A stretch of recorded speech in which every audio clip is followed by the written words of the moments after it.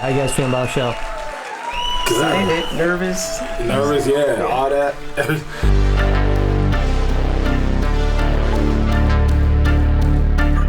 This is a pretty big deal for us, so I'm super excited for it. No, whenever, bro. You never.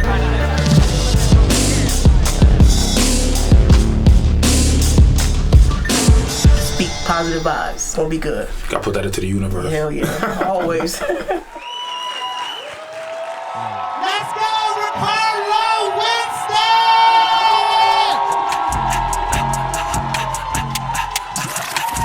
Last year y'all was acting mad funny. This year you want all the cash money. I gotta go get the bag, homie. Talking but they keeping tabs on me. I said B.I.G. I'm a big deal. Crawling on the floor, she a Navy SEAL. I can't do the bubbly, I'm a sip of steel. Got a free facial cause we getting Jordan pills. Fuck up, lover, never cover. I'm a cold motherfucker from the town. Dick her down, give it to her like no other. Keep clapping, I'm not ready yet.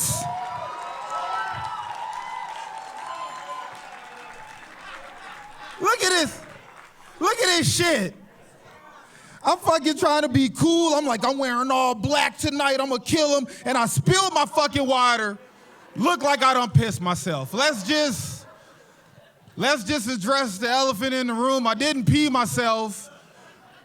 I was trying to dance on the way up here and I'm uncoordinated and just, these were nice pants. These were nice pants. What's up, Park Theater? How we doing? Man. I like that I can make y'all keep cheering for me. Like, I wish I had that power in everyday situations. You know what I mean? Like in the bedroom. Like, keep clapping, I'm not ready yet. Keep. He's a performer. Like, can't do that in the bedroom. They be like, hurry up. I'll be like, hold on, I gotta get in the mode. Like, I'm finna go. Man, I'm glad to be here. I'm glad to be here, you guys. By the end of this, I want us to feel like we're all family. So you're gonna get a lot of background about me. Let's start back at the beginning. Let's do that. You guys, I'm from Muskegon, first off. Y'all know Muskegon? Y'all know it? Hell yeah, man. I was actually adopted in Muskegon. I was adopted by my older aunt and uncle. So that makes me like the Fresh Prince of Muskegon.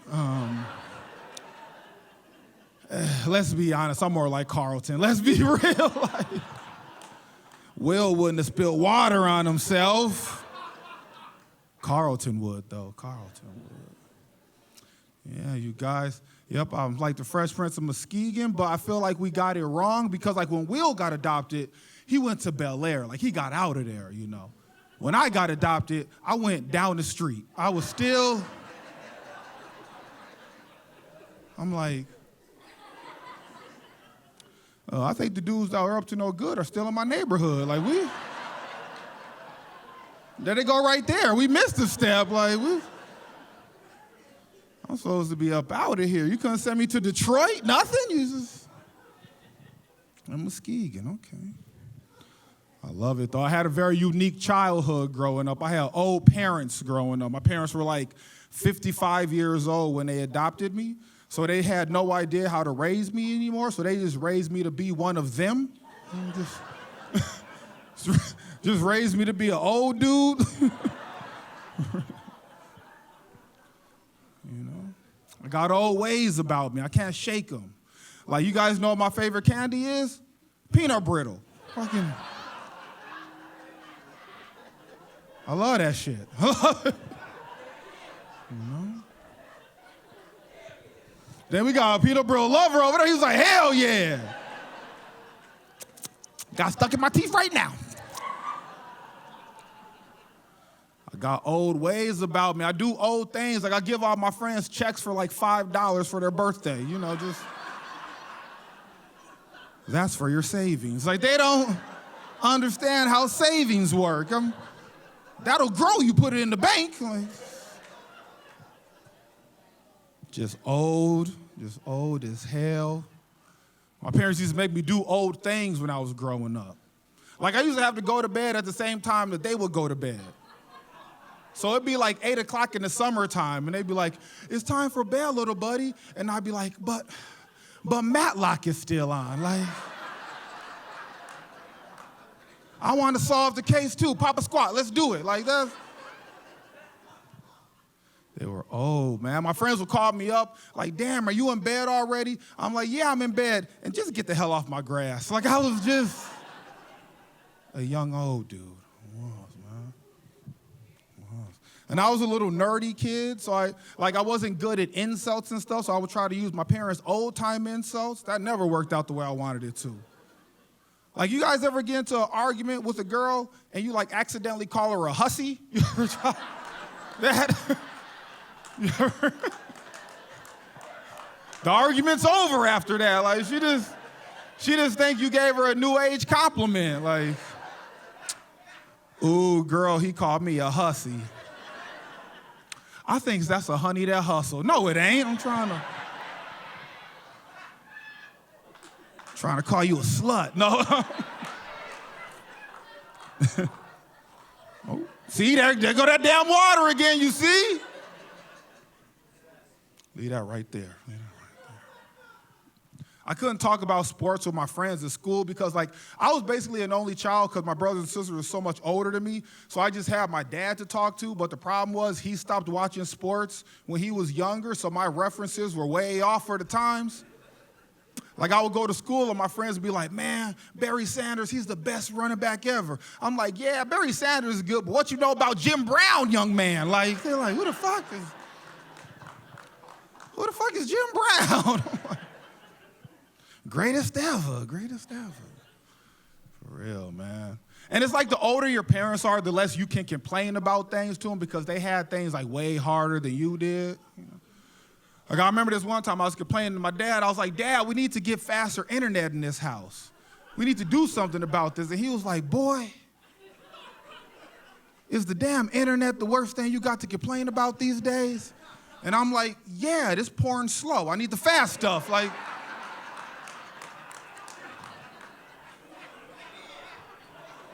up too, sir. He was like, you know what? Sit down and let me tell you about the time I almost drank out a white drinking fountain. I was like, oh shit. We shall overcome, brother. I'll just watch the slow porn's fine. I'ma just watch that shit. That's okay. You know? You guys, not only were my parents old, but you're not gonna believe this, I was raised by 2 black Catholic Republicans. You see how you got it right away? Like, what? 2 of them? How they find each other? Like, I don't know, a rally of some sort is my guess. I don't know. They love rallies, man. Yeah, I was raised by 2 old black Catholic Republicans, but they would try to do cool things for me, but they would mess it up all the time. Like, I remember this one time I went to my parents, I was like, you guys, I need to learn how to dance. I don't know how to dance. I need to learn how to dance, man. And they were like, okay. And then they proceeded to sign me up for tap dance and ballet classes. I was like, this is not what the fuck I'm talking about. This ain't, yeah. You guys ever been in the middle of a dance battle and you're like, wait, I have on the wrong shoes for this occasion? Like, that's how the fuck you get served. Like, you know, like, ain't no timeouts. Shit. Ain't no fucking timeouts. I remember this one time I was in 4th grade. My parents came home and they were very excited. They were out shopping. They were like, okay, Rick, we know that you needed some new shoes, and we think you're gonna be pretty happy with what we got. So we heard you talking to some of your friends, and then we decided to go out and get you some of those Michael Jordan shoes. I should have known when they called them Michael Jordan shoes, something was amiss. But like I said, I was a nerd, so I didn't know any better. So I was like, okay, cool, Jordans. Okay, I've heard that word before. I know what that is. So in 4th grade, you guys, I decided to get very confident because I had on my new Jordans.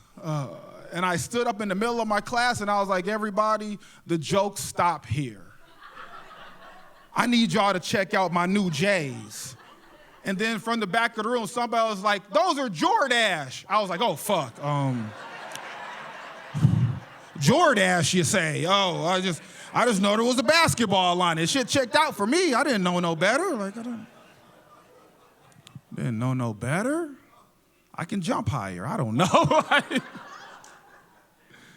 For real, man. I grew up in the inner city, but my parents had the bright idea to send me to a all-white private Catholic school. It was, you see how you guys are a smart crowd. You get it fast, like, oh, by yourself? Just me. Just me. You know, made for, and it was hard for me because, like, my friends expected me to be their insight to the black experience, but my problem was I was raised by two old black Catholic Republicans, so I didn't have an insight to the black experience, really. They were like, Ricarlo, explain Jordans. I was like, let me sit down and tell you about Jordache. That I know about. I don't know anything about Jordans. I don't. I was a very confused child growing up, growing up in two different worlds like that. Like, I was the kind of kid growing up that I would have, like, Jay-Z, Shania Twain, and Korn all on the same CD. And I'm just like, these genres mix well together. That shit don't go together. You can't go from H to the Izzo to any man of mine. You gotta turn that shit down fast. Like, just turn this shit right the fuck down, man. Do that shit quickly. But when I was 19, you guys, I had an identity crisis. I was like, I need to figure out where I belong. And you guys, I looked into thugging for 4 years. Anybody that knows thugging isn't something you look into. It's not a fucking elective. Like, it's a lifestyle. You choose that. Like, back home, I have friends and the streets were calling them. The streets just sent me an email and it said, stay home. You know what I'm saying? Delete. I'm getting out there. Fuck it. I got out in the streets. I did, man. I tried to sell crack for a summer. That was like an internship. It was. It didn't work out the way I wanted it to. It did, man. Man, y'all, like, for real. Like, y'all know how long it takes to bag up when you keep rearranging the crack in the bag because you care about presentation. Like, I care about my customers. Like,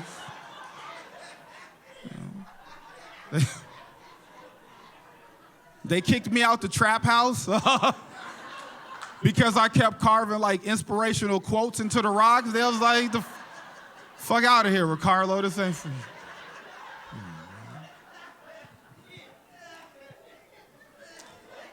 I learned valuable lessons in the streets. I learned some lessons. Here's a lesson you guys can take to your everyday life. If you should ever, I don't know, happen to find yourself as the driver for a drive-by, the fastest way to get out of that is when everybody gets in the car, you just look around and you're like, all right, seatbelts on, let's skedaddle. And that's how a drive-by becomes a carjack. And they're like, get the fuck out the car. We're like, all right, pick me up on the way back.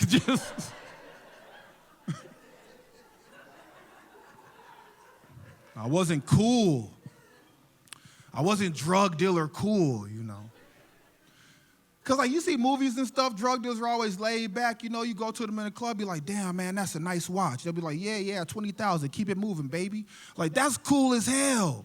I was not like that. I remember this one time this crackhead came up to me and he was like, damn, Ricardo, you got the best shit in town. And I was just like, oh, shucks, you think? Like, you can't fucking bow in the streets? That's... Fuck, you get robbed. Thank you, sir. Like, you can't do that shit. Can't do that shit. I learned things the hard way in the street. Like, I learned fast that I couldn't do math in really stressful situations, you know? Like, you know how embarrassing it is for a meth addict to be like, you using a calculator? Be like, shut up, bitch. Like, just go lose your teeth in the corner and shut the hell up.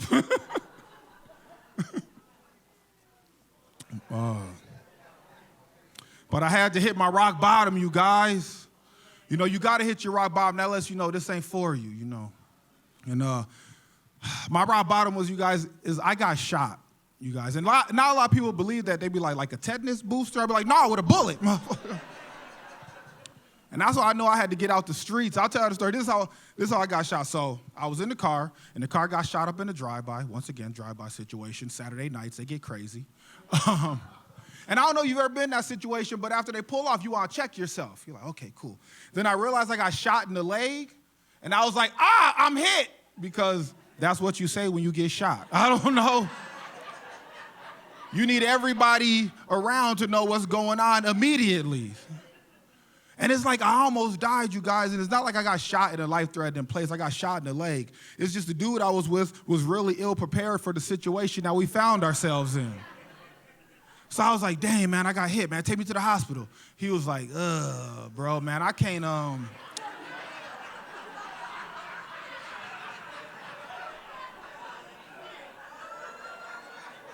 I can't take you to the hospital, bro. Like, I'm like, why would you mean you can't take me to the hospital? He's like, Rick, you don't understand. There's been a shooting. The police are going to be there. And I got warrants. I'm like, get the fuck out of here, man. I'm like, motherfucker, drop me off at the door. I'll crawl my way. I'll be okay. He's like, nah, bro. For real, like, the best thing I can do for you is, I can avenge you. Avenge me? Like, hold the fuck on, Nick Fury. Like, what the fuck? Like, I'm fine, man. Just take me to the hospital. He was like, nah, man, you was a good dude. I'm like, what do you mean I was a good dude? Like, he turned on the air conditioner. It's getting cold. And I'm like, turn that shit off. Take me to the fucking hospital, man. He reached in the back and pulled out his shirt with my picture in the clouds. I'm like, where the fuck did you get that? Like, man, after we sent your ass that email that said stay home, we knew your ass wasn't gonna make it, man.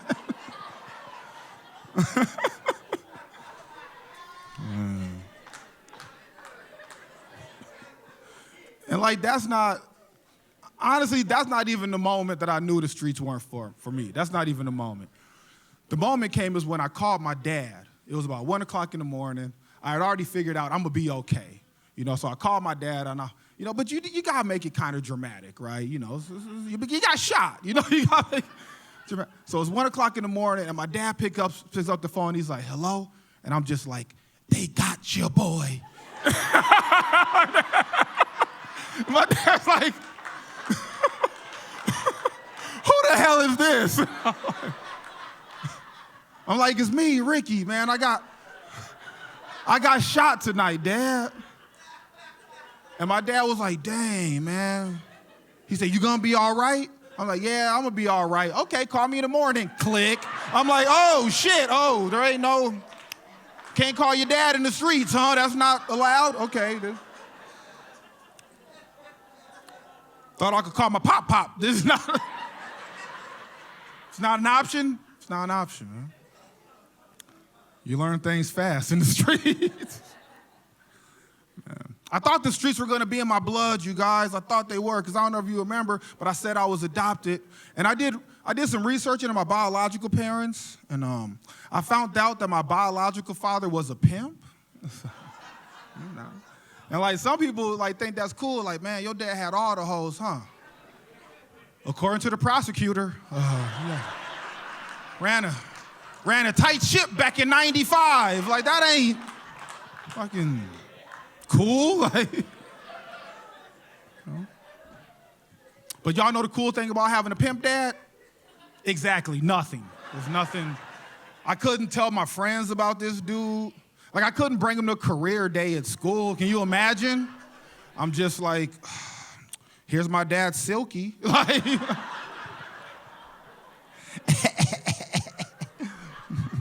hey, baby, anybody need a job? Like, pimp, Dad. This is senior year. Calm down. Get him young, baby. Get him young.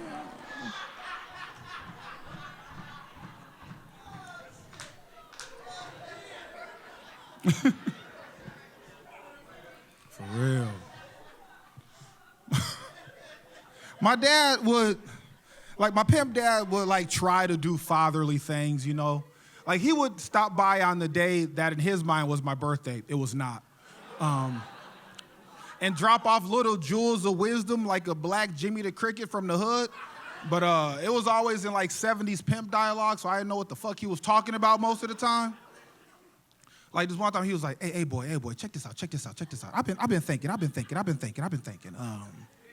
Man, you know, sometimes in life, it's best if your shoes got skates in case it rain. Woo, don't get wet. Like, what the fuck? The fuck does that mean? I'm going to my parents like, I need shoes with skates. Woo, in case it rain. I don't know, my pimp dad said. I needed my pimp dad. Said I needed them.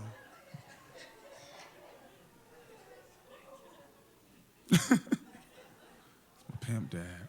He come by the next year, hey boy, check this out. I've been thinking. Man, sometimes in life, you know, a cowboy just ain't a cowboy without his horse. Woo, see you next year. Like, what the fuck? Have you seen the potholes in Michigan? I can't have a fucking horse where I live. I guess I just ain't gonna be a cowboy, Dad. I guess I'll just let you down. It's my family, man. My family's messed up. I got a cousin that steals a lot. You guys got any cousins that steal out there? Dang, some people started clapping. They got some klepto cousins. The hell yeah, we do. Them. I got this cousin, you guys, he steals so much, we don't even call him by his real name anymore. We just call him, what you doing? Because every time he come to your house, be like, hold on, what you doing here? Like, what you doing? What you doing here, man? For real, man. Every time what you doing comes to your house, I suggest you don't blink unless he does. Like, for real. One time he came to my house, we was watching the game, I blinked, stole my fucking couch. I was like, God! Crafty bastard. Like, for real, man. And the thing is, what you doing doesn't even care what he steals. He'll steal anything not nailed down. Like one time he stole some chicken from my aunt. She calls me up. She was like, hey, you seen your cousin? I was like, who? She was like, what you doing? I was like, God damn. I was like, what happened, man? She was like, he done came over here. I messed around and blinked. He stole 20 pounds of chicken I was going to make for the family reunion. I was like, well, God damn. Like, not the chicken. But, like, the funny part to me is that what you doing doesn't have a car. So I just imagine him walking down the street with, like, 10 pounds of chicken in each hand. It's like, eating good in the neighborhood. She was like, if you see him, let him know that I'm looking for him. I was like, all right, I got you. So I'm riding down the street. Who do I come upon? What you doing? This idiot done opened a chicken and lemonade stand. He's sitting on my couch grilling chicken. I'm like, what the fuck? I was like, man, you know Auntie looking for you. And I'm going to tell her that I saw you, but man, let me get a 6-piece and a large lemonade. That shit smell. It smell good as hell. What you do? It's my family. I love my family. I do. They support me in this comedy dream. I feel like, man, give it up for yourselves for being out here tonight, man. It's a big deal. This is great, man. Yeah, my family, they support me in my comedy dream. I've been doing comedy for about 8 years, and I have really lofty goals, you guys. My main goal is I want to be on TV. I do. I want to be on TV. And thanks, Mom. No, I want to be on TV, and I have what I think is a pretty good idea for a TV show. And this is the perfect room to run it against. Okay, all right, this is a secret, guys. We're family, so this stays between us. I'm going to cut y'all in if I make it, okay? So my TV show ideas. First off, I dress up as a middle-aged white man. Okay. And then I have conversations with closet racists. Then at the end of the show, I reveal myself, and we call that show, no, say that shit again.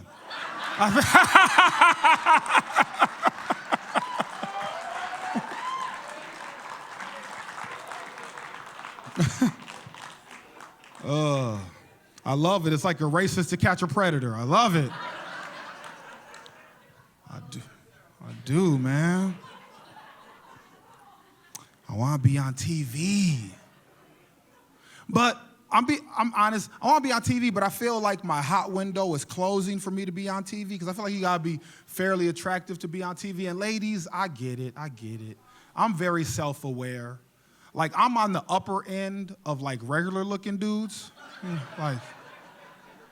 Like a lady will give me a second look, but that second look might be disappointed. I don't just...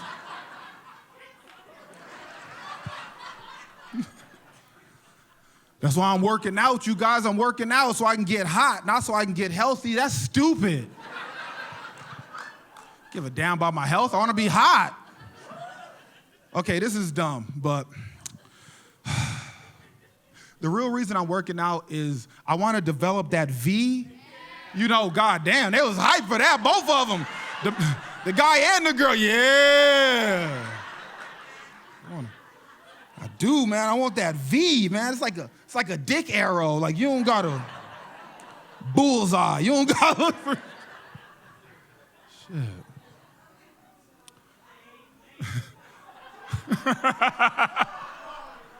Because I feel like if I had that V and I was like pulling my pants down slow, you know, and the girl was at my house, she'd be all turned on and be like, ooh.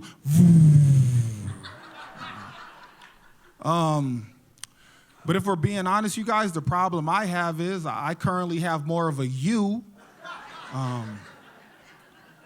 So now when I pull my pants down, girls just go, ugh. And I don't like that. Not my tum-tum. I don't like that. I'm not a fan of that.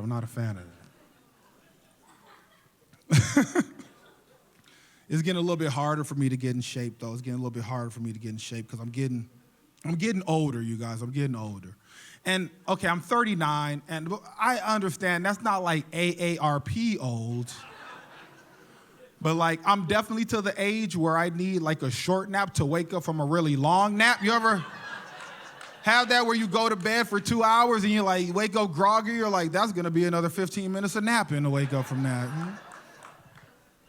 I'm getting old, man. Things start to change when you get old. You start to develop old people's superpowers, like credit. It's nice. No, I'm starting to develop my old people's superpowers. The main one that I'm getting is I now have the ability to feel it in my bones. It's useful. Because remember growing up, your grandma would be like, baby, you better take an umbrella. And you'd be like, grandma, it's 80 degrees and sunny. She's like, I can feel it in my bones. It's going to rain. And then like half an hour later, it'll rain. You'd be like, God, that fucking weather witch, I should have listened. Like. But the problem is I'm 39, so my ability to feel it in my bones is way less useful. Like, I can go to any town I've never been before, and I'm just like, man, they don't got a Qdoba here. I can feel it in my bones. This is some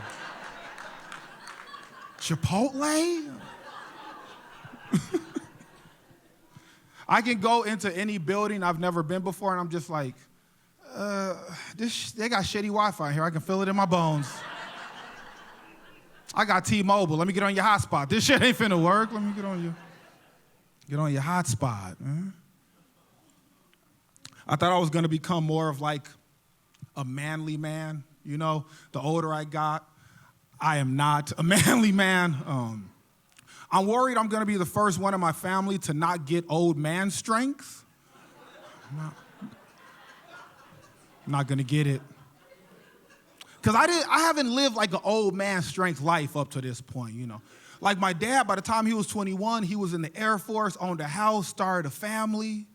Like I'm 39, you guys, and I had like a minor anxiety attack in line at Walmart last week because the lady behind me breathed a little bit too hard when I was trying to put my card back in. You know, you ever have that? You're just like, I'm sorry, I'm going as fast as I can. Like that ain't a fucking man, that ain't... A man will be like, wait! I'm using a coupon. Like, that's what a man will do. That's what a man will do.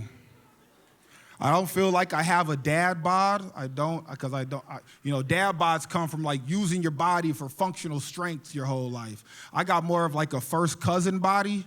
Like, he's a philosophy major. Like, that's the kind of body I got. I'm gonna need old man strength. I need that. God gives old man strength to men because they know that their sons are assholes. And their sons are gonna try him one day. I remember I tried to fight my dad once. I was 16. You know my dad? Like, you met him? I was 16, and I was playing football, basketball, so I thought I was doing something. My dad was about 5'4", built like a pit bull, very stocky man.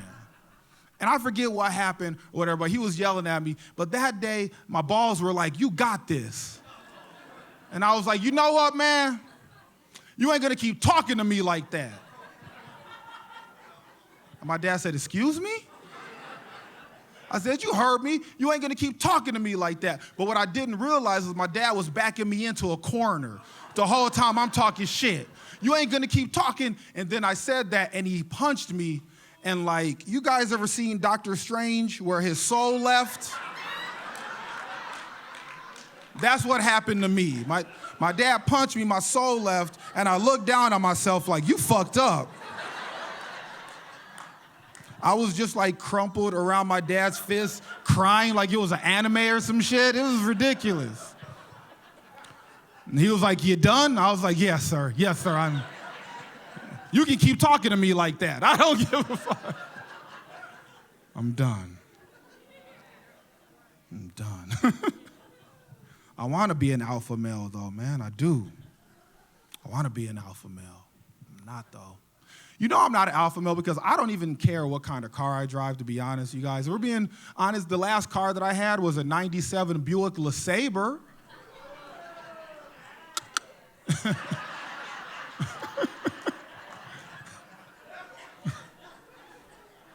Here's a little tidbit about the 97 Buick LeSabre.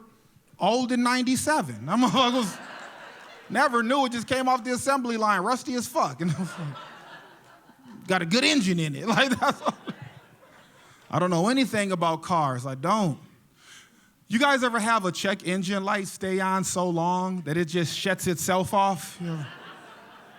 Like your car is just like, well, fuck, if you don't care, I don't care. Like, you're the one that's got to walk. Like, I don't give a fuck, man. Alpha males care about their cars. They do. Like, an alpha male will go out and buy a huge truck and be like, yeah, that's a nice-ass truck, but it's not high enough off the ground. Then they get the lift, and they get the big-ass tires, and they're like, yeah, that's nice, but wait a minute, people can't hear me coming from a mile away. Then they go and get the big-ass exhaust, and they're like, yeah, people can hear me, and my truck's high, but you know what that motherfucker's missing? Nuts. Why do they put the truck nuts on there? Like, why? You got to be so much of a man that you're like, my car could fuck your car. Like, that's truck nuts, man. But that last joke got me to thinking. It got me to thinking. You guys realize that Monday through Friday, somebody gets up, they kiss their spouse, bye, love you, babe, say goodbye to their kids. All right, see you after work. Don't forget, we got to work on my science project. Haha, after work, they get in their car, they drive in shitty morning traffic, listen to awful AM radio. They drive past the guard shack. Hey, how's it going? Good. Same guard, 10 years. They go to their spot. They walk past their manager. How was the weekend? Not long enough. Same joke, 10 years. Then they go and they work at the machine and they work in the factory that makes truck nuts.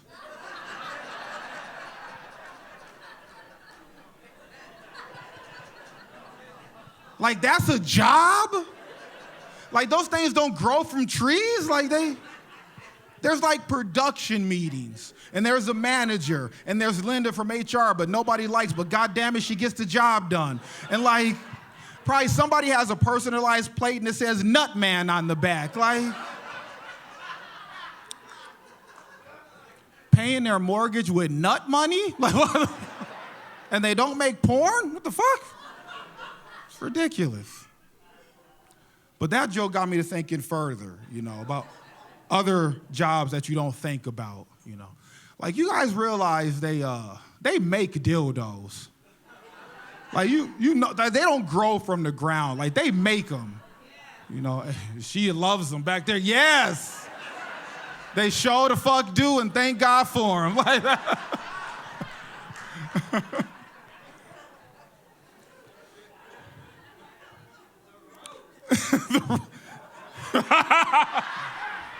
Not the rose, ain't you? Ain't you somebody, mama? You one of them retired parents like Lady J was talking about. Listen to your shit all the way up. You don't gotta turn it down. Oh shit. I don't got my V yet, but I'm working on it. You ain't gonna have to look for nothing. Bullseye. It's gonna be me and you.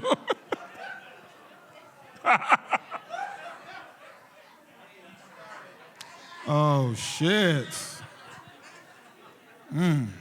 I think I got a date for later. I don't think.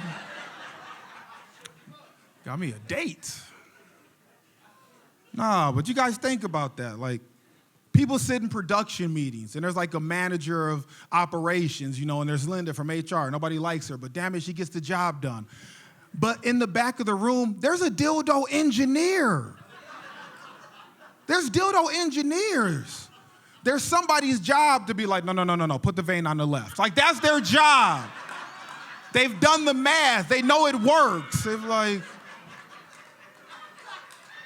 carry the one. Orgasm. That's right. But the crazy thing is, like, I think about the dildo engineer often. Because to me, this isn't something they just graduated college and they're like, I'm gonna design dildos. Like, no. This goes back to childhood. You know? And they come from like a long line of engineers. Like, their granddad was an engineer. Their dad was an engineer. Their mom loved dildos.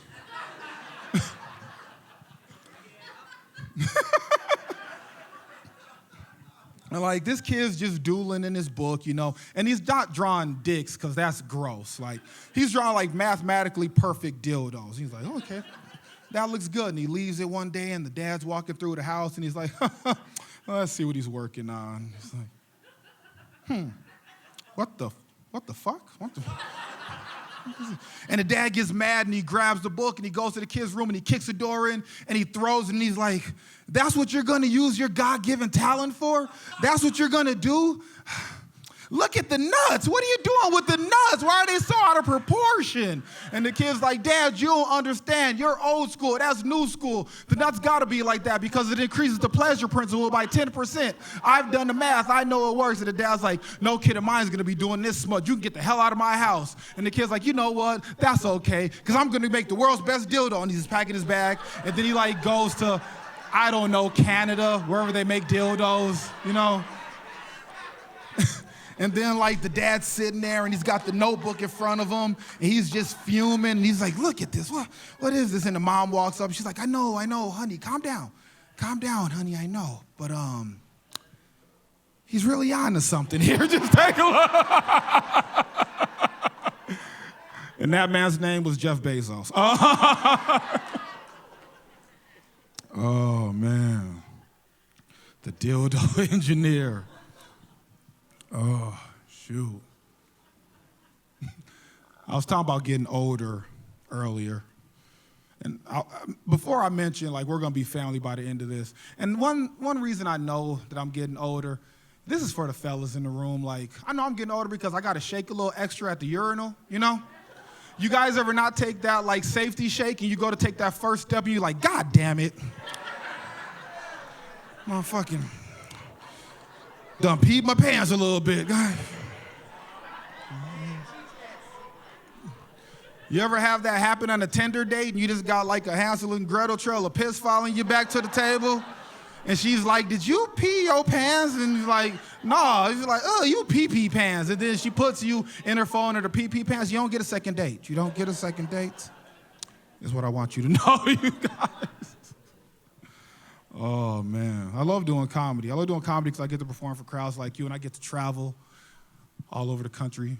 I recently spent, this isn't comedy related, but I recently spent the last 2 weeks in St. Louis, Missouri. You see how you got it right away? Again, like, 2 weeks? That's too long to be there. It was. I was there for work, you guys, and so I was in a hotel, and I got sick of being in the hotel. I was like, I gotta get out of here. So I went out on the weekend and decided to explore. That was a mistake. I found myself in a town called St. Charles, Missouri. Oh shit, y'all love it over there. That's the same mom. Like we gonna go to St. Charles, me and you. But on this day in St. Charles, it was something called Founders Day. And I didn't know what that meant, but by the end, I quickly realized it meant white people was getting real fucked up. It was like no parking in the city. It was like $20 a park. I was like, God damn it, I gotta get my money's worth. So I went down to where everybody was at. And you guys ever get somewhere you instantly don't feel safe? You're like, I should probably call my mom. This is not where I need to be at. This is not safe for me. It was like we were trying to make the world's saddest chocolate chip cookie, and it was just one chip. It was me. That was it. It's like, I'm like, no. I wandered around, and I eventually did find other black people, but they were already with white people, and I was like, nobody said this was a BYOW. Like, y'all didn't say that. Did you bring an extra? Can I borrow? I can't borrow yours? Okay, cool. I thought Sharon was Karen, but I guess not. I found one other black person by themselves. It was an old black man. He was off in the corner playing the violin. And he just pulled me in and was like, run. I was like, God, I knew this was a horror movie. God damn. I looked down, no service on my phone. My car wouldn't start. I'm like, let me get that other violin. I'm here now. Let me get that other violin, man. I got hungry when I was in St. Charles. That was a mistake. I went to a place called Frankie Taccaro's. And I'm sure if Frankie's ancestors could see the things he was doing to pizza, they would cry. You guys, at Frankie Taccaro's, they have a pizza that's made with American cheese. And they call it the Freedom Disc. I was like, what? I never felt more oppressed in my life. I was like, what is that? Is that yellow cheese? That's disgusting. 1-star review. Let me get the hell out of here. It's my problem, man. I travel a lot, but I like to travel cheap. We got any other cheap travelers out there? I don't know if y'all like to travel as cheap as I do. Oh, that's pretty cheap. You Spirit, damn, they got lawn chairs in that bitch. Like,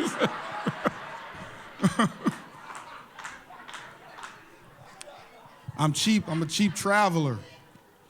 I remember this one time I had a show in South Bend, and I was bringing my friend with me. He was like, Ricarlo, I'll put you in charge of finding the room. And I was like, all right. So I took this as a challenge, you guys, and my goal was to find the cheapest room I could find in South Bend, Indiana. You see how you got it right away? You're like, oh, God. Throw out some numbers. How much you guys think I paid for one night's lodging? How much? Throw some. 35? 45, 45, 50, 55, 55. $35, you guys. Out the door. Like, that was with tax. You see how that's an itchy number? Like, you don't want no more money? Like, you know I'm asleep here, right? Okay. So I made the reservation. And I didn't put any details in my reservation or anything like that. But I quickly learned that when I showed up there, the owner of this establishment did not like surprises. Because when I showed up, he was like, hey, man, you didn't say anything about bringing a friend. I'm like, what the hell? I was like, what did you have planned that my numbers threw off, sir? Like, I don't get it. I was like, well, y'all got a double or something? I said, no, we don't got no doubles. I was like, okay, is there like a chair or a couch in the room? He's like, yeah, there's something like that. I'm like, what do you mean there's something like that? That's a very direct question. So I took the keys, y'all, and I went to the room.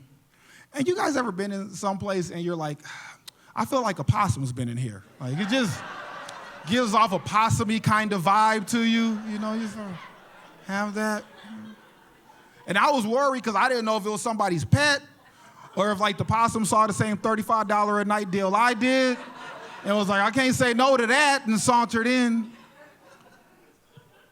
But at this point, I was mad. I had to have answers. So I went to the owner, and I was like, hey, man, was there a fucking possum in my room? And he looked me directly in the eyes and was like, what if there was? I was like, I've never had somebody answer a question so direct that I just kind of got to go with it. I'm like, all right, bet. So I went back to the possum room, and I decided to go to the bathroom. That was another mistake. Because when I went to wash my hands, what came out of the faucet looked like orange soda, but it smelled like bananas. And I was like, I didn't pay for the fruit punch upgrade. I didn't pay for that. Like, don't charge me for that shit. I didn't pay for that. My friend did end up sleeping in the chair. There was a chair. It was messed up because he woke up with diabetes. But he already had diabetes. So, like, the chair just gave it to him more. I slept in the bed. I shouldn't have slept in that bed. You guys ever wake up and it felt like you had sex, but you're like, I didn't have sex last night. That's how that bed made me feel. That's what I'm saying. Bed made me feel, man. It's gross. It's gross, man. Another 1-star review. Do not recommend. I'm about to get out of here, you guys. Y'all been hype, man. Give it up for yourselves one more time.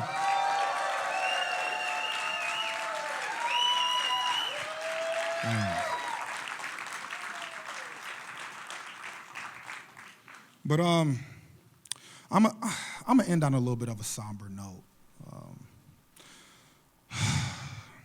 You guys, if we're being honest, I'm worried about my generation. I am. Because I said before, I'm 39. And I don't think we're gonna leave behind very good ghosts. I don't. Because, like, think about it. Ghosts come from hardship. They come from struggle. Like, where's all the best ghosts come from, you guys? The Civil War. The Civil War was like the all-star draft of ghosts. Just think about it. You're at a nice Airbnb you paid $35 a night for. You're like down in Mississippi. I don't know why you would go to Mississippi for vacation, but you're just sitting there scrolling on your phone. Oh, that damn dog. Then you look up and you're like, who's there? Hello, who's that? And at the edge of your bed just materializes a lonely soldier. And he's like, did Martha get the letter? You'll be like, I don't know, Jedediah. I just know this is sad as shit. Like you'll get out of bed and Google, did Martha get the letter? You'll be like, she got the letter, my man, rest in peace. Like, you'll do that for a Civil War ghost. Think about the ghost we're gonna leave behind. A millennial ghost? A Pilates instructor named Tiffany haunting you because there's too much gluten in your diet.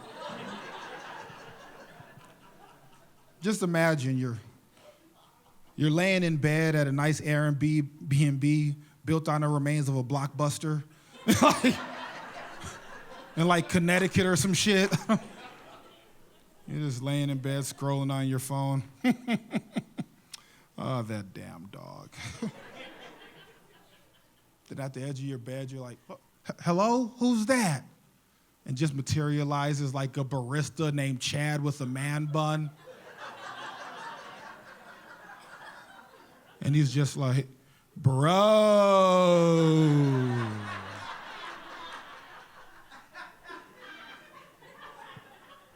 What's your Wi-Fi password? Like, the fucking Wi-Fi in purgatory sucks, bro. Like, what's your Wi-Fi? And I'll be like, damn it, Chad. I've told you 1,000 times. My Wi-Fi password is Dildo Engineer 2022. Thank you, guys. I'm Ricarlo Winston. That's been my time.